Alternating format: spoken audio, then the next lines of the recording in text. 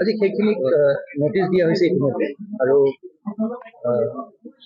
এষাৰ আমি সকলোৱে জানো যে এই 19,907 বিঘাত যোনখিনি মাটি আছে এই জেগাবোৰত বহু কমিউনিটিৰ মানুহ আছে আৰু মানুহে কেতিয়াও এষাৰ কথা ভাবি ল'ব নালাগে যে চৰকাৰ বা প্ৰশাসনে কাৰোবাক টাৰ্গেট কৰিছে। আজি আমি সকলোৱে দেখিছোঁ গুৱাহাটীৰ শিলৰ সাপত যেতিয়া ইলেকশ্যন হৈছিলে তাত পিলন দিয়া মানুহ আছিল। চৰকাৰী মাটি যদি কোনোবাই বেদখল কৰি হৈছে, তেওঁলোকৰ যদি পট্টা নাই, তেওঁলোক ইলিগেল, সেইটো বৈধ নহয়। আৰু সেইখিনিক আজি নহ'লে কালি ধৰি লওক কিবা এটা কাৰণবশতঃ কিবা কাৰোবাৰ চকুত ধূলি মাৰি যদি কোনোবাই এইটো বুলি ভাবিছে যে তেওঁলোক হাৰি যাব পাৰিব, মই নাভাবোঁ সেইটো পাৰিব। হয়তো কেইদিনমানৰ কাৰণে তেওঁলোকে হাৰি গৈছে। আমাৰ নগাঁও জিলা প্ৰশাসনে এইসকল ব্যক্তি যাৰ কোনো ধৰণৰ তেনেকুৱা বৈধ কাগজ পত্ৰ নাই তেওঁলোকক নটিচ আমি দিছোঁ। তেওঁলোকৰ সেই দল সংগঠনবিলাকৰ লগত আমি তেওঁলোকক লগো কৰিছোঁ আৰু তেওঁলোকে যেনেধৰণে সময় বিচাৰিছে সেই সময়খিনি তেওঁলোকক দিয়া হৈছে।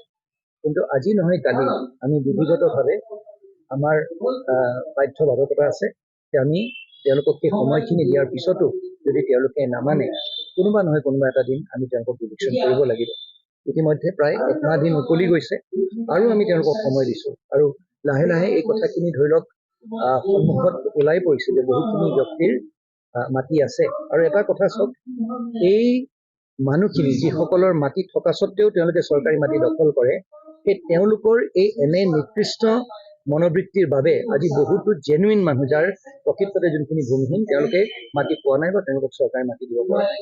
সেইকাৰণে এই নিকৃষ্ট মনোবৃত্তিৰ যিসকল মানুহ সেই তেওঁলোকে যদি এই বুলি ভাবিছিল যে তেওঁলোকে মাটি থকা স্বত্বেও চৰকাৰী মাটি তেওঁলোকে দখল কৰি যাব, সেইটো কোনো পধ্যেই মানি লোৱা নহয়। আৰু নগাঁও জিলাত আমি তেওঁলোকক নটিচ দিছোঁ আৰু সময় সাপেক্ষে আৰু খালি এইটো এটা পৰ্যায়ক্ৰমে হ'ব। আমি সম্পূৰ্ণ এটা পৰিকল্পনাৰ এই কামখিনি হ'ব আৰু আমি বিচাৰিছোঁ যে আমিও কাৰোবাৰ ঘৰলৈ গৈ পেলাই বুলডোজাৰ চলাবলৈ মই ভাল নাপাওঁ। চৰকাৰৰ তৰফৰ পৰা আমাক কেতিয়াও কাৰোবাৰ ঘৰত গৈ বুলডোজাৰ চলাবলৈ আমাক হুকুম দিয়া হোৱা নাই। আমি তেওঁলোকে এই কথাখিনি এই নটিচ দিয়া মানেই কি সেই কথাখিনি তেওঁলোকে বুজি পাইছে আৰু সেইখিনি হৃদয়ংগম কৰি আমাৰ দৃঢ় বিশ্বাস যে তেওঁলোকে বুজি পায় নিজাববীয়াকৈ তেওঁলোকে সেই মাটিখিনি যোনখিনি বেদখল কৰি থৈছে দখলমুক্ত কৰি দিব আৰু যাতে আমি প্ৰচেষ্টা বা তেনেধৰণৰ কোনো কাৰ্যকলাপ বা তেনেধৰণৰ কোনো পদক্ষেপ আমি হাতত ল'বলগীয়া নহয়। বিভিন্ন স্থানত দেখিবলৈ পোৱা গৈছে যে সোণাই নদী আৰু কলঙতো তেনেধৰণৰ আছে। সেইটো পৰ্যায়ক্ৰমে মই ক'লো নহয়, কোনো এটা জেগাত চৰকাৰী মাটি য'ত দখল কৰি থৈছে, য'ত বিধিগত তেওঁলোকৰ কাগজ পত্ৰ নাই, যদি বৈধ তেওঁলোকৰ কাগজ পত্ৰ নাই বা পট্টা নাই, সেইটো সময় আজি নহ'লে কালি সেই তাত উচিত কাৰ্য চলিব। যিকোনো খবৰৰ বাবে যোগাযোগ কৰক 7099017330 লগতে 7099017110 নম্বৰত।